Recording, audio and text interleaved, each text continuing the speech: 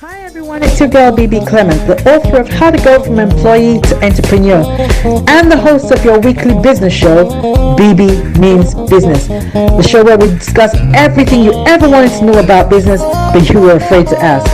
How do I start my business? How do I raise the finance? How do I grow my business? Where am I going to find my customers? Join me every Tuesday at 1:30 p.m. on Star Radio UK to get all the information and tips that you need to become a successful entrepreneur and become financially free. Remember, don't let life dictate to you. Rather, put your signature on life.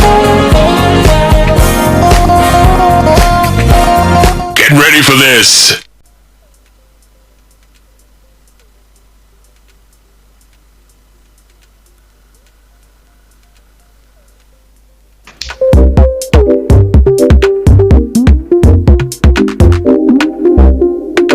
Online, on mobile, and soon on DAB. This is Star Radio UK, the leading Afro-Caribbean Hi everyone, it's your girl Bebe Clement, the author of How to Go from Employee to Entrepreneur and the host of your weekly business show, Bebe Means Business, the show where we discuss everything you ever wanted to know about business but you were afraid to ask. How do I start my business? How do I raise the finance? How do I grow my business? Where am I going to find my customers?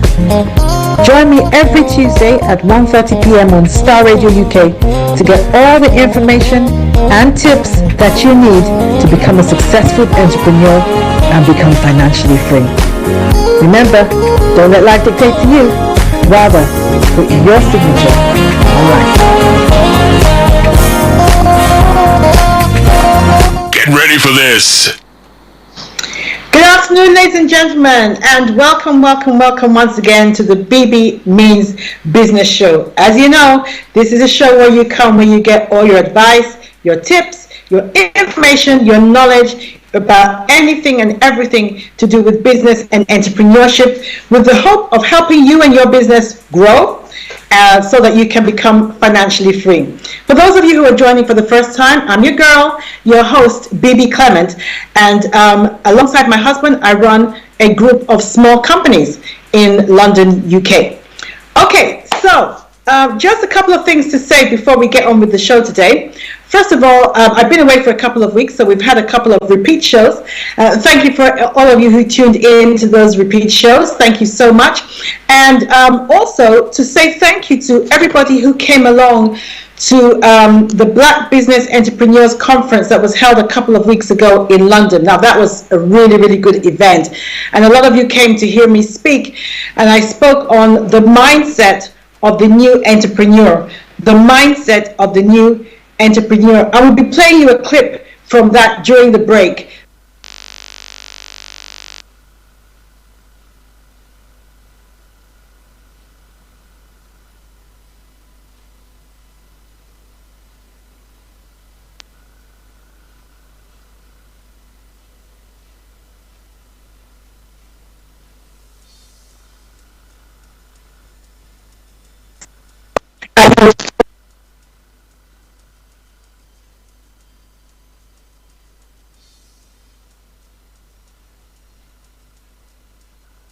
Bear with us, we'll get there.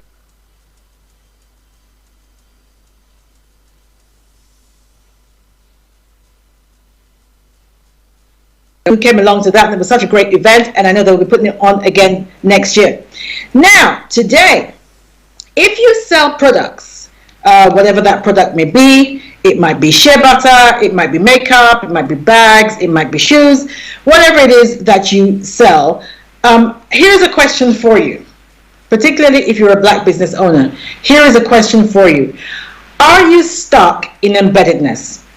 Are you stuck in embeddedness? And some of you will be asking, well, I'm not sure what embeddedness means.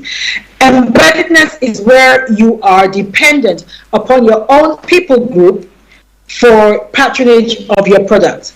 So you know how it is when you start a business, the first people you go to, of course, are your friends and your family. And that's okay. They buy the first time. Maybe the second time, they do the sympathy purchase because, you know, you're hassling them. By the third time, you become a nuisance and they start avoiding your calls. So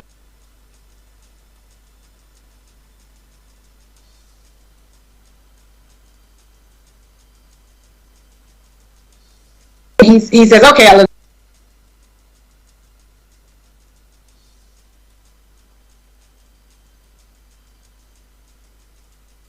selling exactly what you are selling.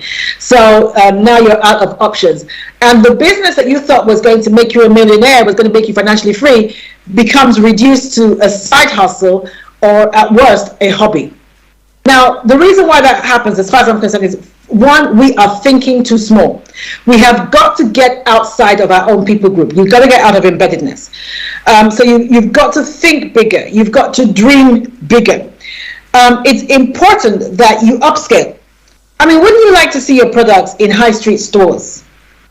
But in order for that to happen, do you even know where to start to make that happen? It doesn't just happen. Where do you start to begin to make that happen? So I thought today, what I do was I bring along somebody who can answer those kind of questions, because it's important that, you know, again, as a new entrepreneur, you start thinking big. You've got to start thinking big. And part of that mindset is even considering yourself worthy of competing with the big boys. There is no reason why you should be anywhere in the world, whether you're in Ghana, Nigeria, London, UK. There is no reason why your product should not be on the shelves as like everybody else's products. No reason. So the first thing you've got to do is get over that mental hurdle. Oh, I'm a small business, I'm just running this company from my bedroom. It's irrelevant. It's irrelevant. There is no reason why you can't stand on the same stage as the big boys. So today I have the utmost honor of having a returning guest on the show. He was here a few weeks ago, and we were speaking at that time about the importance of a networking group as a business growth tool. And he has a networking group like I do. My networking group is called Black Businesses UK, has over 8,000 members, and he has a networking group as well called Black Business and Black Entrepreneurs International. And we were speaking about how to use the networking group as a growth tool. But today he's going to be speaking in a completely different remit. And today he's going to be speaking about how to get your products in Asda, Tesco, and Sainsbury's shelves. Now, for those of you who are listening from outside the UK, maybe Africa, Asda, Tesco, and Sainsbury's are high street stores in the UK. They're the big boys in the UK. And so how do you get your products on their shelves? Because once you got your products on their shelves, you're pretty much made. So it gives me great joy to welcome back to the show Mr. Mark Dalgety. Mark is the MD of the largest black-owned tea company in Europe, Dalgety Teas. And they can be found on the shelves in top supermarket chains in the UK. And he's going to share with us how he did it. So Mark, welcome back. I'm not sure where he is at the moment because he's always all over the world. Not sure where you are at the moment. Mark, welcome back to the show. Thank you, Bebe. Thank you for having me back. I'm actually in London now. I know last time this. You're in London. Okay, something wrong with the volume. Not sure what's going on there, but something wrong with the volume. So let me try and. Better now? Any better? Okay, slightly better. Yeah. So you're in London. You're with us at the moment, are you? Yes, I am. Okay. All right, cool. So welcome back to the show, and thank you so much. Listen, I can't tell you the number of people who have contacted me and say, oh, this is one I've got to listen to, this is one I've got to listen to. So they're all ears from all over the world. They want to listen to you. Can I say, first of all, before you even start, as a black entrepreneur, oops, you've disappeared. Okay, you're back again. Okay, you're moving your camera around. As a black entrepreneur, when I go into shops like Asda and Tesco, and I see Dalgety teas on the shelves, I cannot tell you the pride that I feel. I really do. And so I really want to thank you for the journey so far, for what you've done. You may not know that, but it's not just about selling tea. It does more for our community than that. And I'm saying it from my own personal experience, the pride that I feel when I see your name on the shelves. Like, yay, one of us, we're out there. So it's really cool when I see that. Okay, so first of all, tell us a little bit about your journey. Tell us your story. How did you get started? Why tea, of all things? Why tea? Well, tea mainly because about 25 years ago, herbal teas now emerging in the market. But at that time, most of the herbal teas in Europe was basically flavored tea, which was basically a lot of black teas, the raspberry flavor, blackcurrant, and obviously European using the flavors and the products that they know. growing up in the Caribbean and Ghana specifically, we have what we call bush tea, which pretty much in Africa and all, I mean, we all call it bush tea because simply it was just the leaves or the leaves or the roots or whatever from something that is growing in your yard or something like that, that we all knew was good, that we literally just took and put in a pot and boil it. And we just called it bush tea. I mean, the irony of the matter, I always felt that when I was growing up, I grew up in the city. And when I went into the country area, all my cousins were obviously drinking all the different bush teas. And they always seemed to have extremely white teeth and very smooth skin. And we, I was drinking all the Milo and coffee and the fancy packaged tinned stuff from overseas was the ones with the bumps on the face. You know? Obviously not until I got old I realized that the reason why they were always looking, they might not have had the most fanciest of clothing, but they definitely always looked terribly healthy, you know, in terms of the skin texture, their teeth and the hair was always thick and black and everything to go with it, you know. So I mean, I sort of like identified that, I mean, literally that the herbal teas that I grew up with in the Caribbean, and obviously some of it, most of it is also known in Africa, was not very well represented. So I just thought I'll introduce the Europeans literally to some Caribbean or African Caribbean herbal teas that were richer, stronger, and of more importance, 100% natural. So I mean, when we say we have peppermint or we say we have ginger, it's 100% ginger, naturally dried, no artificial flavorings, sprays or enhancers, that which is what a lot of big companies tend to do in order to either maximize their profitability or simply just, I mean, a lot of big companies just like doing these fancy stuff, you know. It's all about profits at the end of the day. It's not always necessarily about taste, you know. So I mean, that was basically what my vision was, you know. It's basically introduce some Caribbean herbal teas into the I would say the metropolitan world, the European part of the world. Okay, perfect. Right, quite a few things that you said that I want to draw out. First of all, because like I said, we've got a lot of people listening from all over the world, particularly Africa. So one, the first thing to think is your product may not be refined. That doesn't mean there is not a need for it. So it doesn't have to be, you know, so well packaged, or you know, you can deal with all that later on. But the most important thing is don't count yourself out of the game just because you don't have all the fancy packaging or all that. There is a market for your product, and especially in this climate when, you know, we're going back to all things natural. Those of you who are listening from Africa, please be encouraged that there is you know, room for your product. It doesn't necessarily have to be fancy or refined or, you know, look like $100. There is room for it. So that's the first thing. The second thing was there was a gap in the market that you recognized. I also wanted to point out that there's this impression that if it's homegrown, if it belongs to us, it's not as good. It's not true. It's not true. In fact, you know, the West are now looking to us to bring the natural products, you know, the natural products. So please, those of you who are listening in Africa, Caribbean, that is something to note. Do not count yourself out of the game just because you think your products are not fancy enough and not what they're looking for. That's not the story. That's not true. Okay, so Mark, you've been in the game for about 25 years, you said? Yes, that's right. Approaching 25 years. Wow. Okay, all right, so there are people in different parts of their entrepreneurial journey listening to this who you know want to get started. So talk us through. So let's say I was a market woman in Ghana. I want to start putting or getting my shea butter on the shelves of Tesco, that kind of thing. Where do I, okay, actually, let's leave Ghana for now. Let's look at the UK members, UK people. Where do I start? Who do I call? Where do I look? Where do I go? Well, I mean, to tell the truth, the first thing that you have to understand to get onto the multiples is that you've got to, first of all, have a product that is either in demand or has a proven concept or proven brand that is already selling.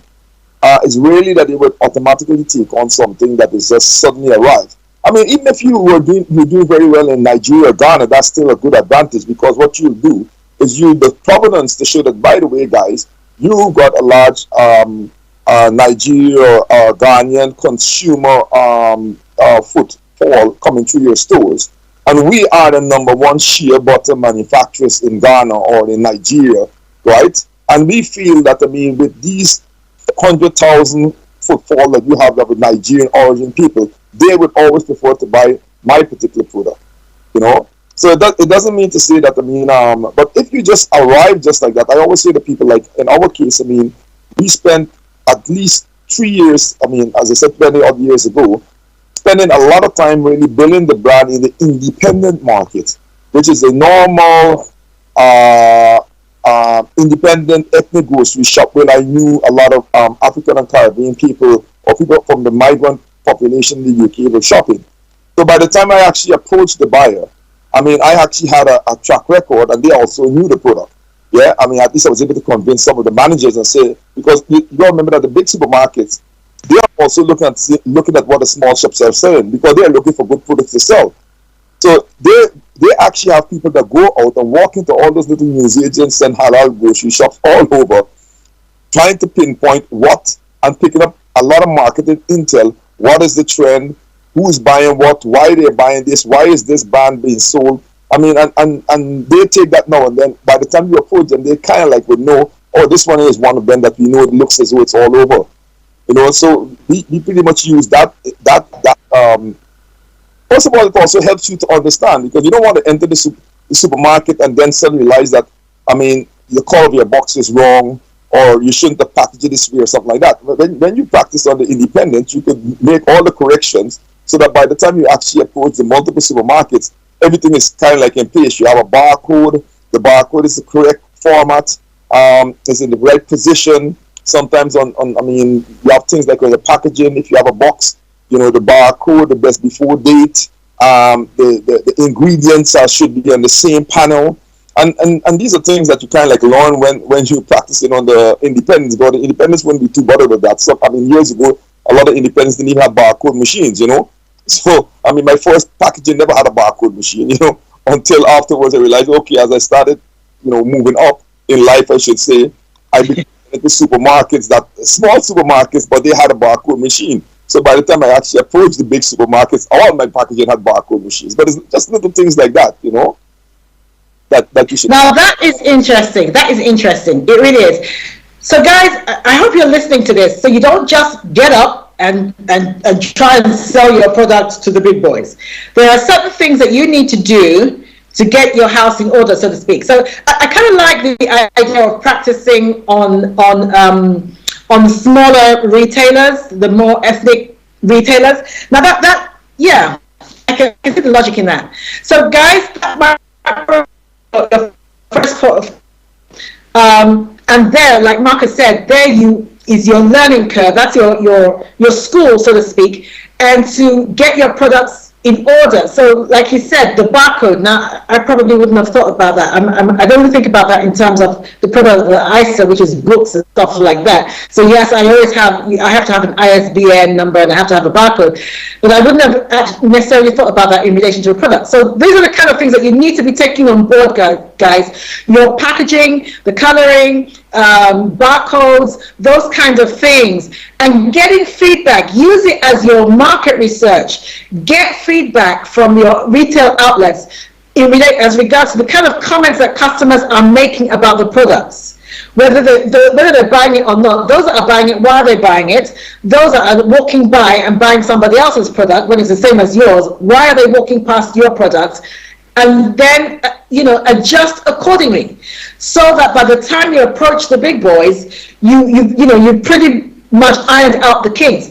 Another thing that he said, which I was not aware of, but obviously makes sense, is that they have people the big boys have people going into the smaller retail shops, looking at what is selling. So again, it's a good idea. Don't be too advanced. It's a good idea to get your product out there, and they will see it anyway. And if it's selling, if it's moving, they're on it anyway. So by the time that you even approach them, they at least have a general idea about your products. You're not starting from scratch. They have an awareness about your product. That's valuable information. Thank you, Mark. That's valuable information. Okay, so let's say I've gone to the small outlets. I've ironed out the kinks. I think actually now I'm ready to approach the big boys. Where do I start?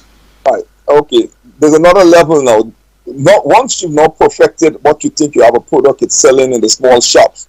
To go into the big supermarket, the next major issue is being able to supply, having the volume, being able to upscale your business. I mean, it's one thing you making 100 or let's say 1,000. Let's say you're making pepper sauce, 1,000 bottles at home or in a little kitchen somewhere. You go to the big boys, their first order 50,000, and it's not 50,000 for the month; it's 50,000 for the week. So you got to be able to this upscale. You understand me, from 1,000 to 50,000. And what is interesting that is being able to upscale and maintain the same quality of product that you were making when you were making 1,000 bottles or one bottle. And sometimes a lot of people fall down in being able to do that because suddenly this becomes a very big problem. Suddenly the guy who used to sell you peppers all the time, his farm only could supply you with 100 pounds every week, and you suddenly need 1,000 pounds. So then you have to start sourcing from other suppliers, and then other suppliers might have differentiations in the quality of the pepper or whatever it is that you're doing. Yeah, something you have to buy from different countries. Different countries might be having the same product, but because of the weather, the soil, and various things, the flavor could be slightly different. So all these things, have to start taking into consideration. And you now look at the first thing is to upscale, to being able to increase your production capability. Yeah, because you have to remember with the multiples, once they list you, they expect that whenever they make an order, you actually get marks on that. And they expect you to have your marks need to be between, I think, 98 to 100%. If it starts dropping to 90, you get delisted. So that means to say every time they order, right, if you're unable to supply, they see it as a loss of earnings for them, because remember what these guys do, they calculate the cost of every single square inch, right, on the shelves in the supermarket. So if the product is out of stock, they see it as a loss in earnings, right? And then if you're unlucky, they might put that loss in earnings and start billing you for you not supplying. Next thing you know, instead of you waiting on a check, you have to sign them over a check. Whoa! Right. So a lot of companies sometimes get themselves into trouble on that basis. So that's something I thought before we jump into, I go and see the buyer. It's important for you to understand that you have to think of, like when you start sometimes, we personally, when we started, although say Tesco's has got about, I think about 2,000 stores, we just went in to say about 25 to start with. And then from there, they purposely did that to us. And then we got into like 50, then we moved to 100 and 200, but if we'd actually gone straight into 200, we probably would have gotten into trouble. So I was actually quite pleased. At first I thought I want to get into 200 right away, but I'm actually quite pleased that I wouldn't get 25 to start off with. And then that's only one supermarket, because if you then, normally once you get into one, you could then use the carrot and run to the other supermarket and say, well, look, Tesco's has got my stuff. Why is Sainsbury's doesn't have it? They would suddenly decide, we got to be in the book. Obviously, if Tesco's is taking on this product, we got to have it too.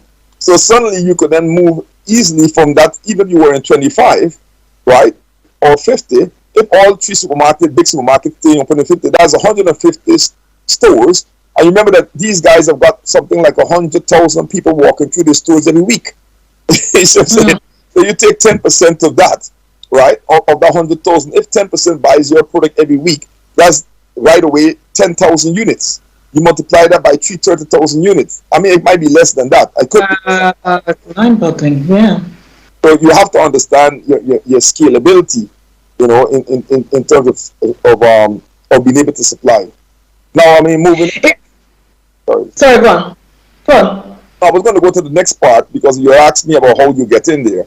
So I was going to. Before we go into that, we're going to take a break in a minute. But I wanted to just comment on some of the things that you said. It actually reminds me.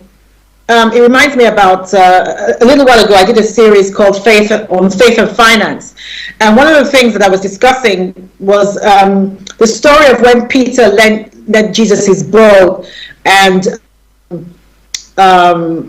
Jesus used his boat as a pulpit, and then Jesus told him where to go and get the fish. And then Peter, the Bible says that Peter brought in such a hole that his nets broke and he had to go to one of his colleagues who had another boat and ask him to help him bring in the hole. And the point I was trying to make with that story was that sometimes your systems fail you at the point of success. At the point of success, which is the point I think that you're making, is that you've got to make sure that if the success that you are hoping for suddenly appears, that you can live up to that, you can deliver, you can do what needs to be done. Also, what I found interesting was what you were saying about some of the products, if you had to source them from other places, some might have a slightly different flavor, even cost implications and things like that would be there. These are things, guys, that you need to start thinking about. If I suddenly get an order, if the success that I'm looking for is suddenly bestowed upon me in relation to my products, can I actually deliver what I'm supposed to deliver? So this would be a good time, guys and girls, to start putting those systems in place, whatever you need. So imagine, just imagine that, okay, as from tomorrow or next week, I'm suddenly successful in what I'm trying to do. What systems do I need to have in place by way of personnel, by way of cash flow, by way of products themselves, to ensure that I can live up or I can provide the products that I'm wanting to provide? So you need to start thinking about that and start looking at where you're going to get the money, where you're going to get the personnel, where you're going to get the equipment. You start thinking about that now. It's also, I think, a good opportunity to start thinking collaboration, and this is not something we do well in the Black community. We don't think collaboration. We always think we have to do it all by ourselves. But listen, guys, collaboration takes nothing from you. On the contrary, it actually opens up a bigger market for you. It enables you to do what you can't do for yourself. So don't be greedy, because usually it's greed that's at the bottom of the base of that kind of thinking. Don't be greedy. Think of who do I need to bring into my circle to enable me to do well when success comes a calling. So start thinking about that now. I'm going to leave you with that thought. We're going to take a quick break. And then I'm going to leave you with that thought. For those of you who are not aware, this is a live show. So you can ask Mark. Listen, don't waste this opportunity. You might not have an opportunity to speak to somebody like Mark again. You're in the room with Mark. So if you have any questions or comments or anything that you would like to share with him or ask him, this is the time to do it. So if you're joining us from Facebook, just put your questions in Facebook Live. And if you are joining us from Twitter, our Twitter handle is @StarRadioUK. You can tweet us and we will respond. Or if you want to text or WhatsApp us on 07539 661 that's 07539 661 or indeed email us at info@StarRadioUK. Any questions or comments, please put them in the chat or get in touch. And Mark is here. He's available to answer those questions. So we're going to take a quick break now. Don't go away. We'll see you in a moment. Senior is someone who turns passion into profit. Passion into profit. Listen, I'm going to end with this. Away with all this chasing the money. Away with all this, I got to get rich or die trying kind of mentality. Because at the end of the day, you can buy 30 houses, but you can only sleep in one bed. All right? What you need to do is look at your life. What has God placed inside of you that you can use to serve your fellow man? Serve them with as much as what God has given you as possible. What is your heartbeat? What are you good at? What do you find easy to do that I might find difficult? And it could be anything. It could be singing, dancing, encouraging people. It could be anything. But don't go into a business because of the money. Go into a business because you want to serve somebody else. The money will follow. The money will follow. Okay? So that's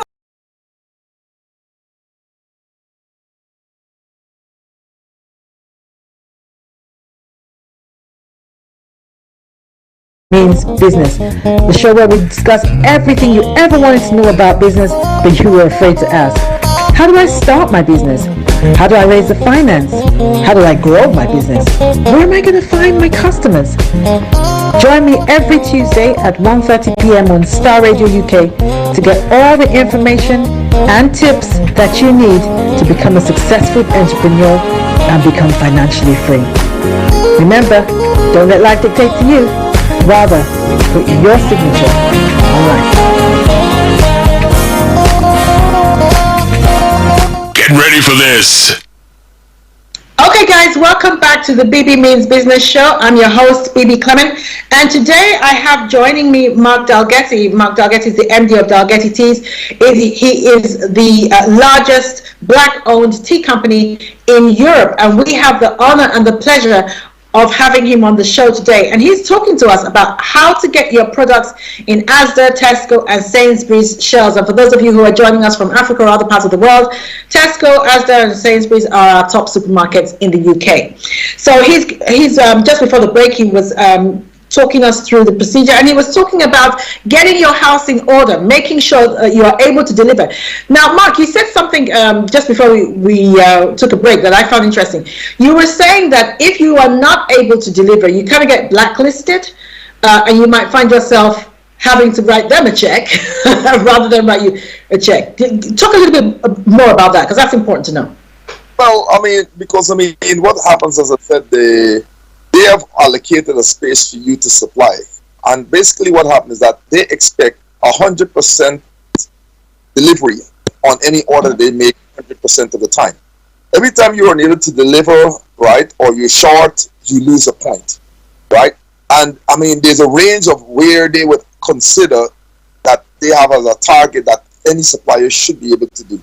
And once you get below that, and I know that the range is anything between I know definitely go into below 90, you delisted. That's it, full stop. Yeah, people get delisted simply because if you have a bad shipment, it didn't arrive on time. But you have to be able. That's where the finance part, which I was going to get to, is important. Because one of the things that people have to realize when they get into the multiple supermarkets, a lot of times they work on sometimes anything from 90 to 100 days payment terms. So if you're accustomed to running around the small shops and getting paid on delivery, suddenly you could find that you have this massive customer that's buying 5-10 times what the smaller guys are buying, but he's not paying you like how the smaller guys are buying from you. Yeah. You have to basically understand how to model your financial strategy in selling to them. Yeah, there's normally ways of doing that, which is obviously you could factor the invoice, which you might lose a few percent off of it by having a company or the bank factor the invoice, or in our case, what we did basically is use a distributor who we negotiated different terms with to supply into the multiples for us. And then also what that distributor did is also held the stock, because at that time our factory, for instance, the distributor probably been holding about 5 container worth of our goods to make sure that at any point in time, once the multiples say order, they had the supply. I couldn't afford to hold 5 containers as holding stock in my factory. Yeah. But the distributor didn't have a problem with holding that. So there again is another issue with regards to finance, because suddenly if you have these big orders, depending on where you're operating from, where you're going to hold the stock. If the guys says they want to buy 20, 30 pallets or whatever, or 2 containers worth every month. If they're buying 2 containers every month, you actually have to have 6 containers in stock, because there's a potential that it could go up. Yeah. So you have to always make sure you're holding at least 2 to 3 months in stock based on the potential orders that these guys are going to make. Yeah. So from the financial, take that into consideration. So we're talking a lot of these things that you have to know before you go speeding down to say, I want to supply sales. Yeah. Wow, these are things that you don't even think about, honestly. Especially what you just said now, storage. Where am I going? Oh, wow. Yeah, go on. Sorry, go on. Business. You go to supply instead of your business going, you actually run bankrupt because you aren't able to actually deliver, and you get yourself into all kinds of trouble trying to get stock, don't know where to find it, sign a contract that you can't supply on, you don't have enough warehouse space, you name it. It could get very complex. Wow. Guys, I hope you're listening. These are all the things that you need to be taking into account, particularly cash flow. cash flow, as you know, you've heard me say this many times, but cash flow is the lifeblood of any small business. But in this particular instance, I think it's even more vital that you are aware that you have sufficient cash flow to cover these kind of expectations. This is really interesting, really, really interesting. Okay, so when you've approached the buyer, first of all, where do you approach the buyer? How do you find the buyer? Let's start with that. Okay. Finding the buyer, first of all, you have to identify who is the buyer you should be identifying. I mean, I'll tell you our story basically. It's obviously, it's probably might be a bit dated now, right? Because I know they've changed the systems up a lot. But I mean, in Dalgety's case, I mean, 20 years ago, I had approached I found out, first of all, I went to the tea buyer to buy tea. Mm-hmm. And believe it or not, I was selling tea, but the tea buyer said no. And what I identified is that it was another buyer called the ethnic buyer, because at that time the supermarkets were now moving into what you call the World Foods division. So I was able to then get the World Foods buyer or the ethnic food buyer to buy the teas, although the tea buyer didn't want to buy the teas. Okay, so you would have thought that the tea buyer would have bought the teas, but the tea buyer said he has enough teas and he didn't think that our teas were established enough for him to put it in the mainstream aisle in the supermarket.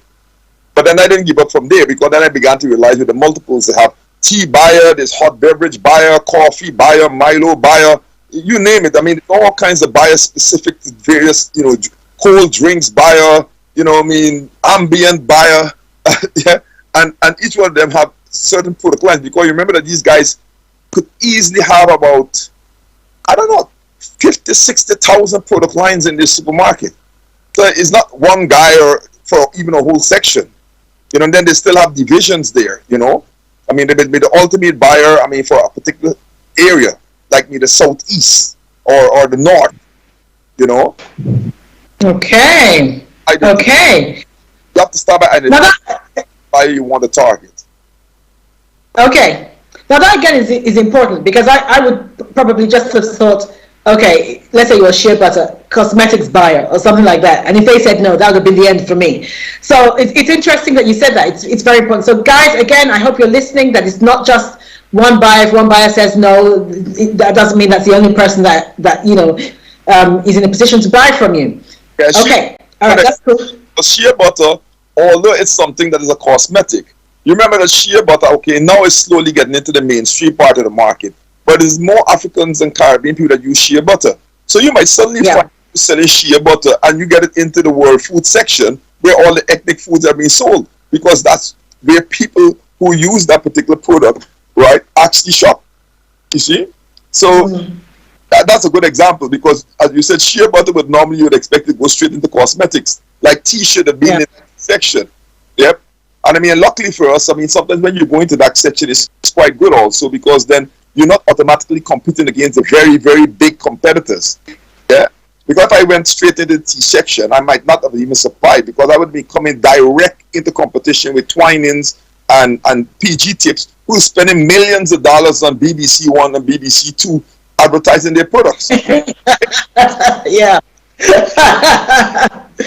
All right. I want to do a quick shout out to Mercedes, the bishop's wife, who is joining us on Facebook, and she says this is brilliant and helpful. Thank you so much. So, Mark, those are comments from some of our viewers. Thank you. It's brilliant and it's helpful. And that's what we exist here for. Baby Means Business. That's what I'm here for, to ensure that you get the very best. We have the dopest guests on this show, so I'm really pleased that you're here.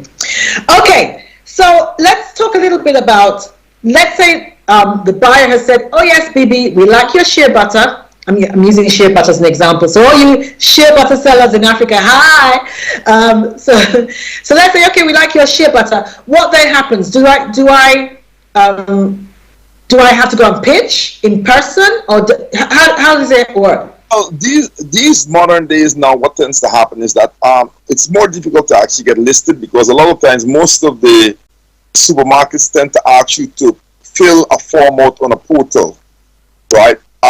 Where you could explain everything about your products, your USP, you this, you that, and then from there, They would then decide, well, they would list your products and either call you in for a meeting, right? Or, I mean, now obviously there's Zoom, which makes life a bit easier. And have a meeting for you to explain about your products. And they'll ask you a lot of the questions that we spoke about earlier. Your capability of supplying. They might ask you for if you have any standards, ISO 9000s, any one of these standards related to the industry that you're in. All of that is what tends to help you, with regards to getting listed. So that is with you supplying directly. There's various other options in terms of supplying the multi-supermarkets. I mean, in our case, although I managed to get it directly into the supermarket 20 years ago by myself, I actually opted to go and use a distributor who was already having a relationship with them. But that distributor already supplying about, 30, 40 product lines. So I got that distributor to put our lines along with their lines so that when they went in, they represented us. And then, as I said, what I distributed, they were a total buffer for me because I couldn't hold, 2-3 containers in my factory. So they bought it from me. I also negotiated totally different terms with them than what at the biggest supermarket. So I mean, in the early days, I actually got them. Well, the first 2 months I got them to pay me on delivery, right? And then after the next 2 months it was 1 week later, 2 weeks later, and then it got all the way to 30 days later. That helped me to get the money to go and pay the farmers to up their game in supplying all the raw materials I needed. Because obviously I was to the farmers and saying to them, I want you to up your game, but I had to finance the farmers because they wouldn't just go off and suddenly move from, because just like I'm trying to move from, say, 1,000 cases to 10,000 cases, you're trying to tell the farmer to move from 1 acre to 2 acres or from 1 acre to 10 acres. So he actually needs to finance to be able to finance. Yeah. Yeah. So it shows the point that cash flow is so key in these matters. It is so key. I like that what you just said about using a distributor, because again, that would not have occurred to me. So you could piggyback on somebody else, basically. You could piggyback on somebody, and that actually might take away some of your headache because they're like you said, they already have a relationship and things like that. Wow, interesting, very interesting. Okay. Sales that you have to get systems in place with your computers at work, the links into their computers. I mean, now the multiples have gone to another level even from when I first started. Before, you had to order and basically would deliver straight into store or into one depot, right? Where the Sainsbury or Tesco trucks will come and pick up the goods. Now it's gotten to another level where they've got something called a holding house, which has more financial implications. What happens to this holding house? You are a supplier, then what you call a holding house, and then there's a supermarket. The holding house has to always hold a certain level of stock in it. So it might be a container or whatever it is all the time. The supermarket then sends in its trucks to these depots, these middle depots, right, to collect goods based on the sales that are going through the store. But the invoices is only raised based on when the goods leave the middle depot, not when you supply the goods into the middle depot. Okay. Okay. In the middle depot, you get charged for the goods that are sitting there for storage. Oh, wow. Okay. Understand your costing. Absolutely understand your costing. Because if you don't understand your costing properly, you could suddenly realize that you're not collecting any check. Or the check you collect from them is less than the money that you spent to get the check. Okay. Wow. Yeah. These are all the things you don't think about. That was actually one of the things I wanted to talk about on here, was the whole issue of pricing. Because obviously I don't supply goods, I only supply services, advice, information, that kind of thing. I provide services. And one of the issues that we have, professional service people have, is knowing how to cost. How do I charge this client? Do I charge this client for the information I've given him, or do I charge him by the hour, or that kind of thing? So I want to talk a little bit about pricing. So let's say I'm standing in front of the buyer in Sainsbury's. He likes the product and everything like that. How do I establish a price? Do I have in my mind, okay, I'm going to sell per unit, let's say I'm going to sell 50p per unit for a jar of shea butter. and they come back to me and say, you're having a laugh, we're paying 25p, that's it. What then happens? Do I cave and say, okay, I'll take the 25p, or do I stand my ground, or do I try and negotiate? What happens? There's always opportunities for negotiating, right? But normally, because you know how the reason why I'm saying this is because you know how it is. Sometimes you're just so intimidated, you're just so overwhelmed by the fact that they even want to listen to you that you just say the first thing that they say, and you agree to it. It's the work one. You know, the multiples tend to work on margins that are normally something you call about 40, anything from 40 to even 50% on what you call POR. And what's POR? Percentage on return. Okay. So, on return basically is that if your product is selling to the consumer for, say, £1 or $1, right? They want 40% on the price that the consumer is buying it for. So it's 40% on £1, which is 40 pence, right? Whereby a lot of times if you sell to a small shop, right? If you're selling something, say, for £1, right? Or let's say 65 pence or 70 pence, right? And you put 40% on 70 pence, you probably find that £1, 1 pence or something like that. I have my calculator in front of me, okay? But suddenly you were selling them for 70 pence, but now you suddenly find you have to sell it for 60 pence because their price is based on the price that they sell. The percent is based on the price they're selling for. Yep. Yep. But a lot of people get confused with that because, I mean, actually a good example is might be to say, let's do it on a pound, right? We do some maths here, yeah? So if, for instance, you went and you said, to a smaller shop, and you said, okay, I'm selling you this package here for £1, right? Mm-hmm. I said he wants to pay 40% on that. Then 40% on £1 is £1.40, right? But 40% on £1.40 is not £1. Mm-hmm. 40% on £1 is probably 85 pence. Yeah. 85 pence, okay? So you just lost 15 pence on every unit, okay? Wow. Yeah. So that is the first, that's your base price. Then you have to go backward. Because if now you're using a distributor, this want to earn % again, which is %. So sometimes whatever price you think the consumer needs to, you want the consumer to be paying for your product. Because a lot of times it starts from the price that the consumer has to pay and work backwards. I mean, you do it both ways, right? But ultimately, you would want to look and say, okay, I've got a competitor in the store selling a packet of, tea for £1, right? Unless, then you would want to make sure that you are either selling, if you can, 5 pence less than him, right? Okay?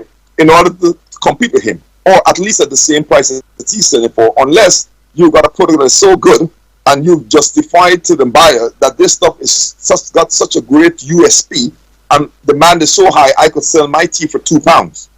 Okay? Right? And then they might accept that also. I mean, that happened to us. I mean, in the early days when we bought our teas into the market, right? We were selling our teas, the shop was selling our teas in those days for like £1.29, £1.19. When we went into the big supermarkets, I was busy thinking, oh, I mean, they need to sell for that price. They went and they sold our teas for £1.49. And I was like, oh man, I'm going to get, there's no way I'm going to last in here with that price. But then it sold. But what they had understood is that the quality of Dalgety products was superior to most of the other teas that were on the shelves, right? So they took the risk and put it at the worst price that they could probably sell it for, because they knew that if it sold, they'd make a lot more margin, okay? And I mean, and then they could always do a sale and put it down to the price that it's supposed to have been in the first case. Okay. Always work that way. Okay. But you normally actually have to understand what price you want to consider and then work backwards and then see if you could actually afford to supply at that price. And I literally would say to people, just start that if you think your product, the consumer is paying £1 for your price, make sure you could sell it for literally 50 pence. Yeah? Okay. 50% off of it. And there's where you start at. You know? If you could shave 100% off of it, right, and sell it for that price and make yourself 30-40%, then that means to say your product has to be costing you something like about 30 pence for you to make 20 pence on it, because you have to sell it to the multiples at 50 pence. So you really have to have your figures. Yes. You know, you really have to do your maths. Can I ask, when you're going through this whole process, is it worth hiring? I don't know if you actually do this, but I'm just saying, is it worth hiring someone like you to actually walk you through the process, especially things like if you were going to go and pitch? Because, like I said, someone like me, I might probably cave when I shouldn't cave. And then some of the industry terms that you have used today, I might not be familiar with. Is it worth having someone who understands the game with you? Yeah, you can. There's people who offer that service too. Apart from a distributor, there's people that you call, I can't really call them, like agents. And they, sometimes what they do, they just manage products in the multiple supermarkets. So they would basically already have some sort of communication going on with the buyer. Yep. And they would then go to the buyer. They would actually sometimes work for like 5% or something like that of the sales value.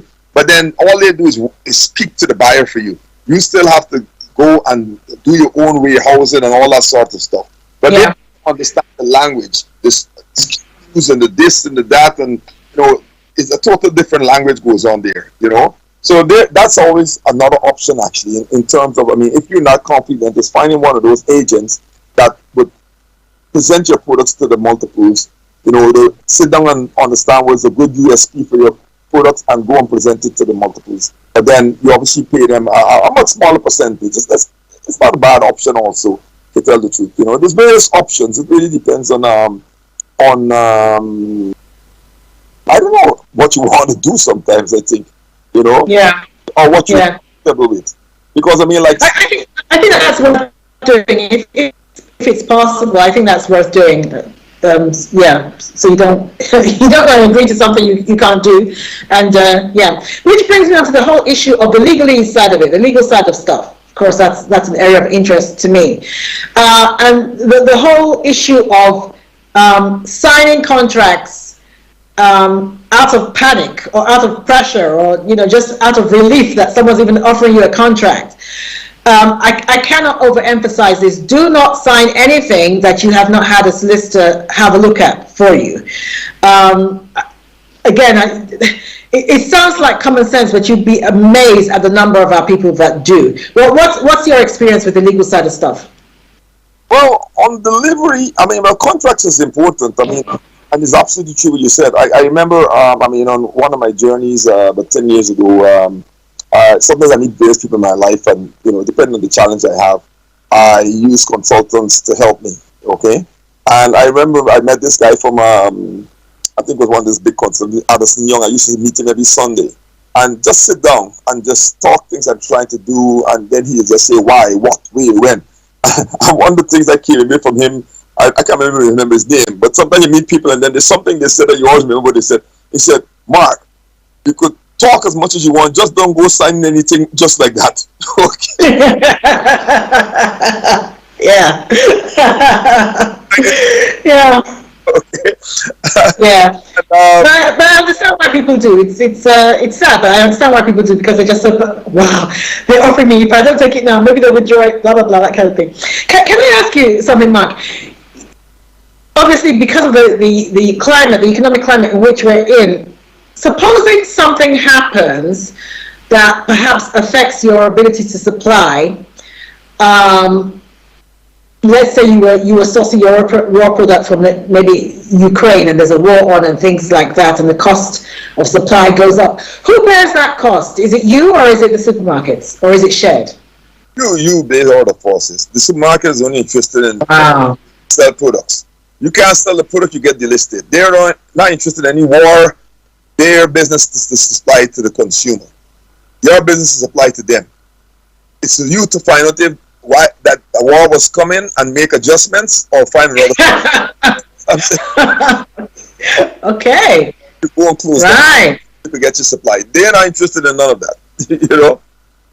They reckon that they can supply to the consumer, because at the end of the day, if a consumer goes into the supermarket right now and can't find bread, right, they're not going to blame Ukraine, right? They just because they don't have any bread, they don't know what they're doing. You see what I'm saying, right? Although they know there's a war going on and they can't get wheat, they're not interested. Tesco's gets all the blame. So that's why Tesco's is not going to take the blame. He's going to look for somebody who else could supply him with the bread. That's, if you can't supply it, right? That's how it goes, unfortunately. Okay. All right, so we're coming towards the end of the show now. I just wanted to ask a couple more questions. What mistakes have you made along the way that you could give us a bit of warning about so we can avoid? I think one of my biggest ones years ago was employing the wrong people. I had a very bad employment practice.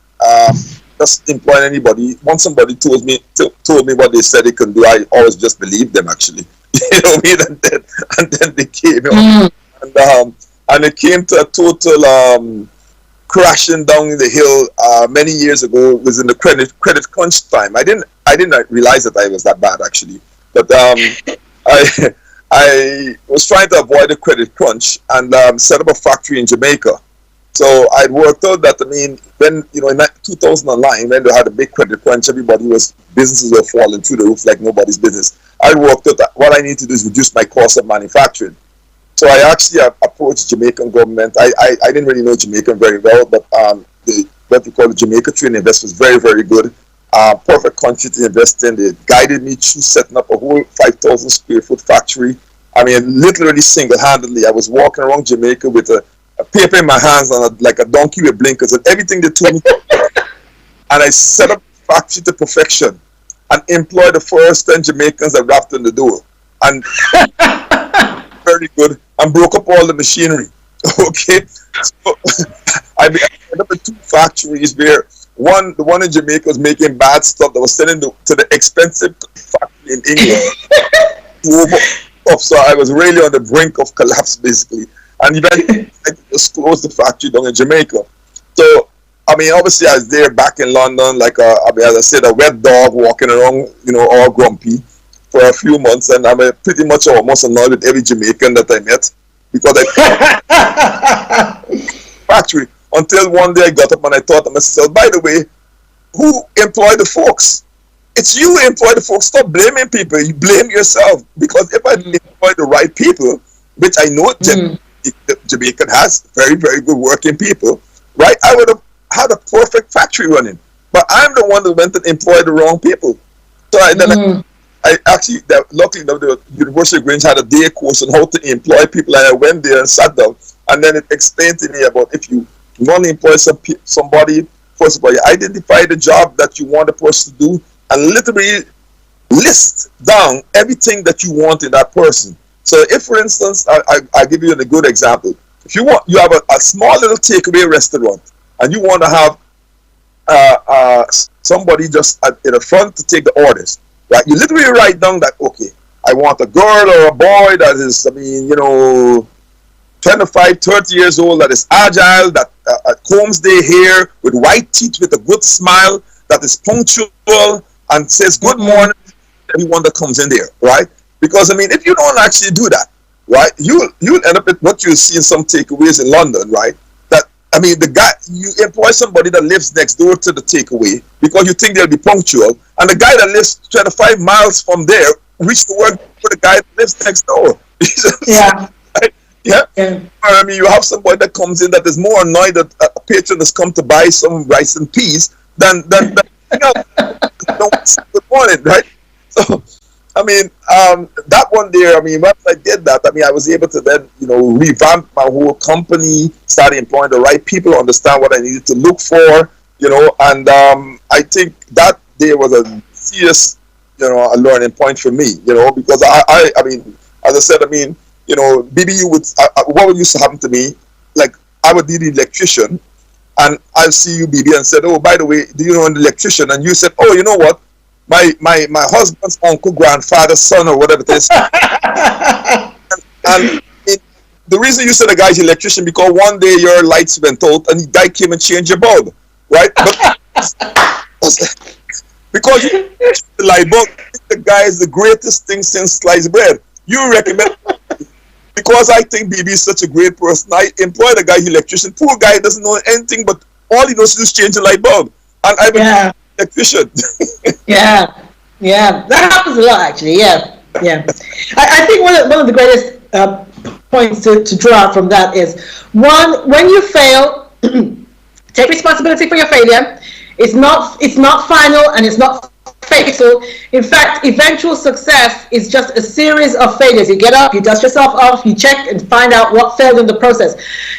And guys, like I always say, the fact that you fail at something in business does not mean you are a failure. So don't take failure personally, and don't let that end your dream. So once you fail at something, get up, examine the situation. What failed? What role did I play in the failure? Make sure it doesn't happen again. Put things in place to make sure it doesn't happen again. And get up and go on and be the success that God planned for you to be.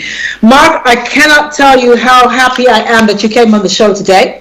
There's one thing I'd like to say also, a motto that we have in the company. We use a term that we say, crisis is a dangerous opportunity, right? Because, I mean, from crisis, once you come out of it, right, it actually, in many cases, takes you to another level. So even from that crisis that occurred, once I understood what I need to do, I suddenly in 3 years grew my business almost 3 times than it was that it took me 10 years before to do. Wow. So we have this term that we said, crisis is a dangerous opportunity. Don't take it take you down. You learn from it. You take hold of it. You see what I'm saying? You know, and that's what I like to leave it and tell people. Thank you so much, Mark. Guys, you heard that. That's a new one for me, and I'm going to be using that. Crisis is a dangerous opportunity. That's a good one. That is a good one. I like that. Mark Dalgety, thank you so much. You have been brilliant. Thank you for sharing those tips. I've had some more comments. I want to give a shout out to Wally, who is joining us on Twitter, and all the other people who are joining us. Thank you so much for taking the time. I know time is your most valuable, the most valuable thing in your life, and for you to invest that time in the Bebe Means Business Show, I appreciate it. And I'm glad that it has been worth your while. Thank you, Mark, for coming along, and we wish you every success. I understand you're in Ghana now as well. How's it going in Ghana? It's progressing nicely. I mean, we're doing a two-way traffic there. Obviously, it's not just about selling products to the market. It's also about finding raw materials. So one of my joy in being there is obviously now engaging with a lot of villages. We're creating a lot of employment by having little villages, almost taking them over, giving people employment there, but getting raw materials that we're bringing back into this western part of the world, you know. So apart from just selling tea, the excitement is really just realizing that a lot of the raw materials we originally would have bought from the Caribbean, we just find them left, right, and center in Ghana. And as you know, we get into Nigeria very soon. Yeah. Brilliant. Well, we wish you every success. Nigeria is waiting for you. Ghana thanks you. UK thanks you. The black community thanks you. We appreciate you and we wish you every success. Ladies and gentlemen, thank you so much for joining the Bebe Means Business Show. I'll be here again next week. It's Bebe Clement. And as I always say, don't let life dictate to you. Rather, put your signature on life. Have a great week. Bye-bye. Hi everyone, it's your girl Bebe Clement, the author of How to Go from Employee to Entrepreneur and the host of your weekly business show, Bebe Means Business, the show where we discuss everything you ever wanted to know about business but you were afraid to ask. How do I start my business? How do I raise the finance? How do I grow my business? Where am I going to find my customers? Join me every Tuesday at 1:30 p.m. on Star Radio UK to get all the information and tips that you need to become a successful entrepreneur.